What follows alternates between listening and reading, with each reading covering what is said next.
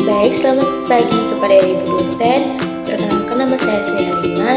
Jadi di video kali ini saya akan mempresentasikan yaitu critical book review.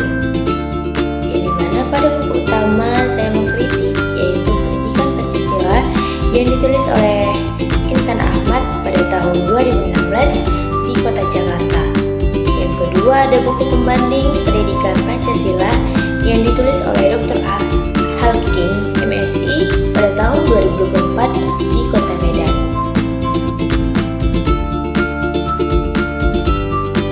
Nah, adapun ringkasan pada buku utama yaitu menelusuri konsep dan urgensi pendidikan Pancasila. Nah, jadi dalam perjalanan sejarah bangsa Indonesia, sesungguhnya nilai-nilai Pancasila sebagai pandangan hidup bangsa yang sudah terwujud dalam kehidupan bermasyarakat sejak sebelum Pancasila sebagai dasar negara yang dirumuskan dalam satu sistem nilai. Jadi pada sejak zaman dahulu, wilayah-wilayah di Nusantara mempunyai beberapa nilai yang dipegang teguh oleh masyarakatnya. Yaitu yang pertama ada percaya kepada Tuhan dan toleran, dan yang kedua ada gotong royong, yang ketiga ada musyawarah, dan yang keempat ada solidaritas atau kesetiakawanan sosial. Nah, jadi pada urgensi pendidikan Pancasila di perguruan tinggi yaitu agar mahasiswa tidak tercerabut dari akar budayanya sendiri, dan juga agar mahasiswa memiliki pedoman atau kaidah penuntun dalam berpikir dan bertindak dalam kehidupan sehari-hari. Selanjutnya pada buku pembanding yaitu pendidikan tentang Pancasila merupakan salah satu cara untuk menanamkan pribadi yang bermoral dan berwawasan luas dalam kehidupan berbangsa dan bernegara. Jadi, dalam buku Maman Rasman pada tahun 1999 halaman 324 menyatakan bahwa pendidikan tentang Pancasila memegang peran penting dalam membentuk kepribadian mahasiswa di perguruan tinggi. Jadi, Pancasila ini juga mengalami pasang surut dalam pengimplementasiannya. Selanjutnya ada keunggulan pada buku. Jadi, keunggulan pada buku utama yaitu buku utama yang saya bahas pada beberapa paragraf dalam buku memiliki koherensi yang kalimatnya yang terpenuhi karena di paragraf tersebut mengemukakan satu gagasan utama. Dalam buku pembanding, kata-kata dari buku pembanding itu sangat lebih mudah dipahami dan pembahasannya singkat dan juga dapat dimengerti dengan baik. Dan juga pada buku Pancasila pada buku pembanding juga sangat bagus untuk pemula yang ingin mengetahui Pancasila agar menumbuhkan rasa nasionalisme. Selanjutnya ada kemuktahiran isi buku. Jadi kemuktahiran isi buku utama yaitu buku ini menjelaskan dengan lengkap isi dari materi yang dibahasnya. Terus buku juga menunjukkan contoh-contoh dan implementasi materi pada kehidupan sehari-hari. Jadi buku ini juga memiliki berbagai referensi yang dapat digunakan untuk mendukung teori penulis.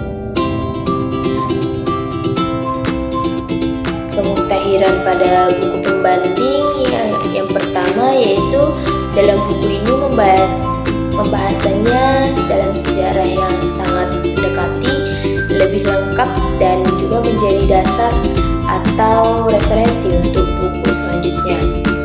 Terus yang kedua, dalam pembahasan di buku ini juga sangatlah lengkap dan teorinya yang dibahas sangat menyangkut dengan kejadian Indonesia sekarang. Nah, adapun keterkaitan isi buku yaitu keterkaitan isi buku pada buku utama dilihat dari isi tahun terbit. Buku utama ini diterbitkan pada tahun 2016. Jadi penulis juga menggunakan sumber bacaan atau referensi yang sudah lama dari 3 tahun terakhir ini atau 3 tahun yang lalu.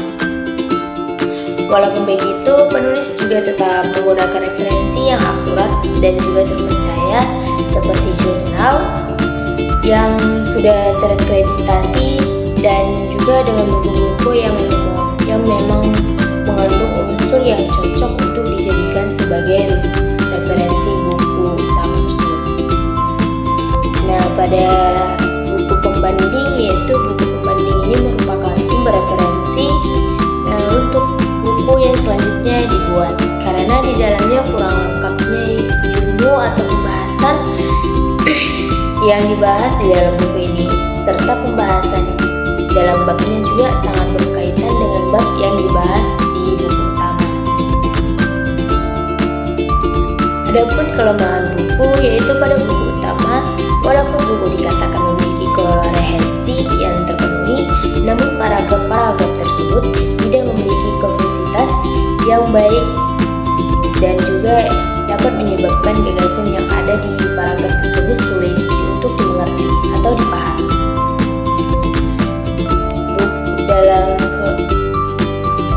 Pada buku pembanding, yaitu yang pertama dalam buku pembanding ini, seluruh babnya menyangkut paut dengan buku utama, tetapi walaupun pembahasannya kurang lengkap dari buku pembanding. Yang kedua, isi buku sama dengan pembahasan buku utama, tetapi pada buku pembanding ini lebih ke arah kejadian sekarang.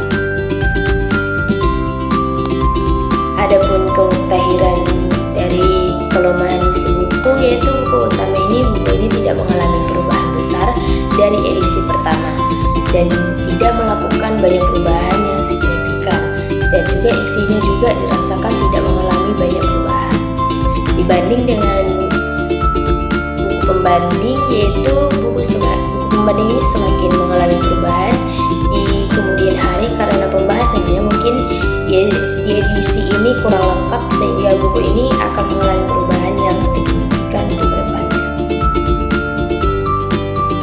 Adapun keterkaitan dari kelemahan isi buku, yaitu buku utama pembahasannya yang dimuat tidak semuanya berkaitan dengan buku utama, malah mengarah ke dasar pembahasan dari buku yang selanjutnya.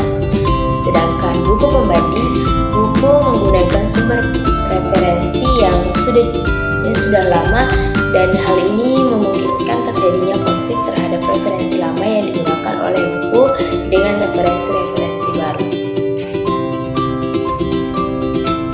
Mungkin sekian yang dapat saya presentasikan.